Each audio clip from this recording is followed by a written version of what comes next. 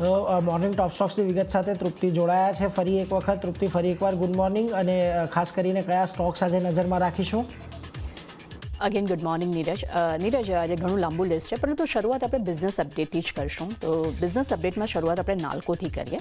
તો નાલ્કોના business update જાહેર થયા છે, જેમાં તેમને FY24માં તેમને કાસ્ટ મેટલનું ઉત્પાદન જે છે તે 4.63 લાખ મેટ્રિક ટન આપણને વધતું જોવા મળ્યું છે.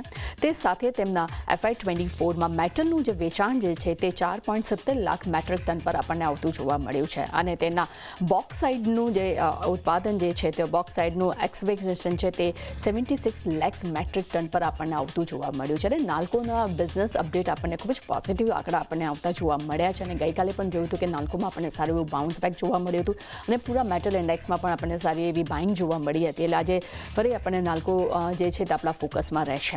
ત્યારબાદ નજર કરી લઈએ મોઇલ પર. મોઇલે પણ પોતાના FY24 બિઝનેસ અપડેટ જાહેર કર્યા છે. તેના બિઝનેસ અપડેટ પર નજર કરીએ તો તેમનું આયર્ન ઓરનું રેકોર્ડ ઉત્પાદન આપણને જોવા મળ્યું છે. FY24માં ઉત્પાદન જે છે તે 35% વધતું જોવા મળ્યું છે અને તે 17.56 લાખ ટન પર આપણને આંકડો આવતો જોવા મળ્યો છે. અને સામે વેચાણ પણ તેમનું 30% વધ્યું છે અને તે 15.36 લાખ ટન પર આપણને જોવા મળ્યું છે. એટલે મોઇલ તરફથી પણ જે બિઝનેસ ઉત્પાદન જેનો આંકડો જે છે તેનો અપડેટ જે છે તે ખૂબ જ પોઝિટિવ આપણી સમક્ષ આવતા જોવા મળ્યા છે, કારણ કે તેમનું આયર્ન ઓરનું જે ઉત્પાદન છે તે રેકોર્ડ હાઈ પર આપણને જોવા મળ્યું છે. એટલે અહીંયા આ પણ આજે આપણે રડારમાં રહેશે.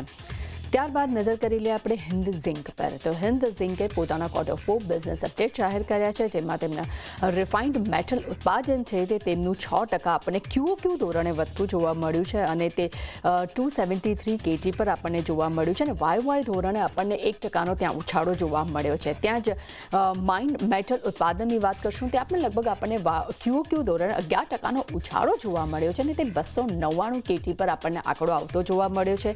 પરંતુ YY ધોરણે આપણને માઇન્ડ મેટલ પ્રોડક્શન જે છે તે આપણને 1% ઘટતું જોવા મળ્યું છે. પરંતુ સૌથી અગત્યનું છે એ છે તેમનું સેલેબલ સિલ્વરનું ઉત્પાદન. ત્યાં આપણને 4%નો વધારો જોવા મળ્યો છે અને તે 6.1 MOZ પર આપણને YY ધોરણે આપણને આંકડો આવતો જોવા મળ્યો છે. પરંતુ સામે તેમના FY24 બિઝનેસ અપડેટ પર નજર કરીએ તો તેમનું FY24માં માઇન્ડ મેટલ પ્રોડક્શન જે છે તે આપણને 2%માં આપણને 2% તેમાં ઉછાળો જોવા મળ્યો છે YY ધોરણે. ત્યાં જ તેમના FY24માં રિફાઇન્ડ મેટલનું ઉત્પાદન છે તે પણ આપણને 3% વધતું જોવા મળ્યું છે. અને સૌથી અગત્યનું તેમનું સિલ્વર વોલ્યુમ જે છે તે આપણને રેકોર્ડ હાઈ પર આપણને જોવા મળ્યું છે. એટલે ખૂબ જ પોઝિટિવ આંકડા આપણી સમક્ષ હિન્દ ઝિંકના પણ આવતા જોવા મળ્યા છે બિઝનેસ અપડેટના. એટલે આજે આ કાઉન્ટર પણ આપણા રડારમાં રહી શકે છે કે આ કાઉન્ટર પણ આજે એક પોઝિટિવ એક્શન જોવા તેમાં મળી શકે છે. ત્યારબાદ બેંક પર નજર કરી લઈએ તો ધનલક્ષ્મી બેંકે પોતાના Q4ના અપડેટ તેમને જાહેર કર્યા છે. તેમાં એડવાન્સના આંકડા પર નજર કરશું તો તે 5.6% વધીને 10,409 કરોડ પર YY ધોરણે આપણને આંકડો આવતો જોવા મળ્યો છે. ડિપોઝિટ પર નજર કરું ત્યાં પણ લગભગ આપણને 6.8%નો ઉછાળો જોવા મળ્યો છે. તે 14,259 કરોડ પર આપણને ડિપોઝિટ વધતી જોવા મળી છે. ત્યાં કુલ બિઝનેસ પર નજર કરશું તો કુલ બિઝનેસ YY ધોરણે 6.3% વધ્યો છે. તે 24,668 કરોડ પર આપણને પહોંચ્યો જોવા મળ્યો છે.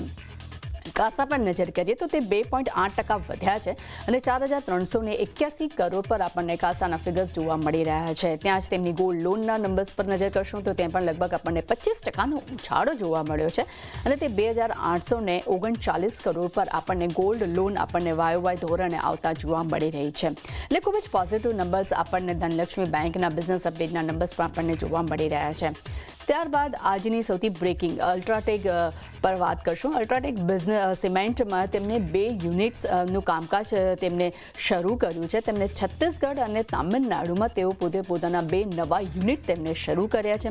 અગર આ 2 યુનિટની ક્ષમતાની વાત કરશું તો તે 5.4 MTPAની ક્ષમતાવાળા 2 નવા યુનિટ જે છે તેઓ શરૂ કરવા જઈ રહ્યા છે. તેઓ શરૂ કર્યા છે અને ખાસ કરીને જૂનમાં તેમને 22.6 MTPA ક્ષમતા વિસ્તારની તેમને આ કંપનીએ જાહેરાત પણ કરી હતી. અને આગામી 3 વર્ષમાં કંપની લગભગ 32,400 કરોડનું રોકાણ કરવાની પણ યોજના બનાવી રહી છે. અને આપણે જોયું છે કે સિમેન્ટ સેક્ટર પૂરું અત્યારે હવે એક ફોકસમાં જોવા મળી રહ્યું છે કે ગઈકાલે પણ ઘણી બધી સિમેન્ટ કંપનીઓએ પોતાના ગુણીના ભાવ જે છે સિમેન્ટના ભાવ તે તેમને વધાર્યા છે. અને આજે અલ્ટ્રાટેક તરફથી આ એક પોઝિટિવ સમાચાર આપણે સમક્ષ આવ્યા છે કે કંપનીએ 2 નવા યુનિટ શરૂ કર્યા છે. એટલે આજે આ કાઉન્ટર રડારમાં રહેશે.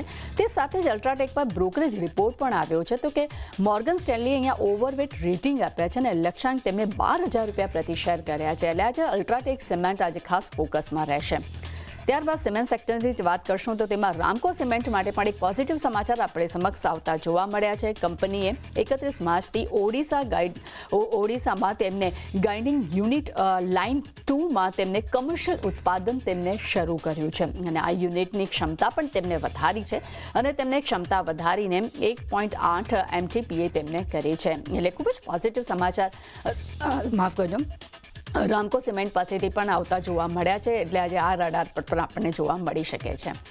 ત્યારબાદ નજર કરી લઈએ આપણે HCL ટેકમાં. HCL ટેકને પોતાની સબસિડરીએ તેની જેવીમાં તેમને 49% હિસ્સો વેચ્યો છે અને હિસ્સો વેચીને તેને સર્વિસ અને ટર્મિનલ્સની સબસિડરીને લગભગ $17.2 કરોડ તેમને મળ્યા છે. એટલે તેમની અગર સબસિડરીની અગર તેમની વાત કરશું તો તે US base state international holdings company જે છે તેણે પોતાના જેવીમાં તેમને પોતાનો 49% હિસ્સો વેચ્યો છે, જેમાં કંપનીને એક સારી એવી મૂડી આપણી સમક્ષ આવતી જોવા મળી છે. પરંતુ જોવાનું રહેશે કે બજાર આને કેવી રીતે પસંદ કરે છે, કેવી રીતે તેને રિએક્શન આપે છે.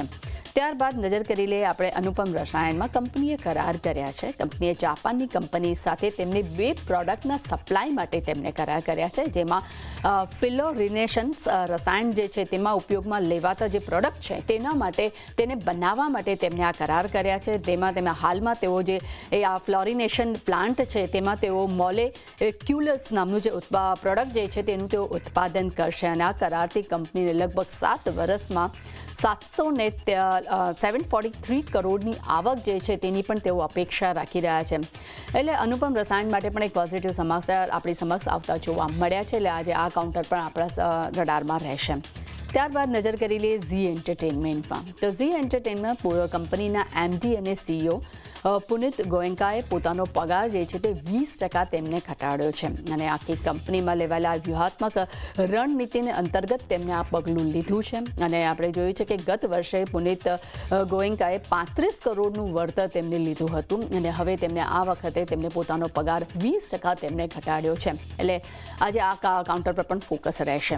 ત્યારબાદ નજર કરી લઈએ JSW એનર્જી પર. કંપનીએ પોતાનો QIP લોન્ચ કર્યો છે. કંપનીએ 5,000 કરોડનો QIP લોન્ચ કર્યો છે અને અગર QIP માટેના ઇસ્યુ પ્રાઇસની વાત કરશું તો તે $510 પ્રતિ શેર છે. એટલે JSW એનર્જી છે તે ગઈકાલે પણ આપણને સારું એવું ફોકસમાં જોવા મળ્યું હતું. ગઈકાલે પણ તેમાં આપણને શાનદાર તેજી જોવા મળી હતી અને હવે આજે ત્યાં QIP લોન્ચ કરવાના સમાચાર આપણે સમક્ષ આવ્યા છે. એટલે આજે આ કાઉન્ટર પર પણ આપણને સારું એવું બાઇંગ જોવા મળી શકે છે.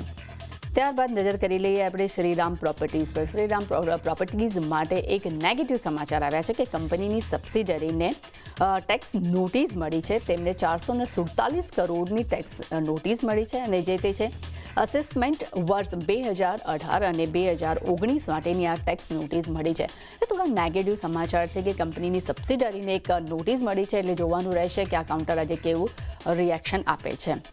ત્યારબાદ નજર કરીએ વેદાંતાને પણ ડિમાન્ડ નોટિસ મળી છે. તેમને IT વિભાગ પાસેથી 186 કરોડની ડિમાન્ડ નોટિસ મળી છે. પરંતુ ગઈકાલે આપણે જોયું હતું કે વેદાંતામાં આપણને સ્ટ્રાપ બાઇંગ જોવા મળ્યું હતું. નિફ્ટીના ટોપ ગેનર્સમાં પણ તેનો આપણને સમાવેશ પણ થતો જોવા મળ્યો હતો. પરંતુ હવે આજે IT વિભાગ પાસેથી જે ડિમાન્ડ નોટિસ મળી છે તો હવે જોવાનું રહેશે કે આજે વેદાંતા કેવું રિએક્શન આપે છે.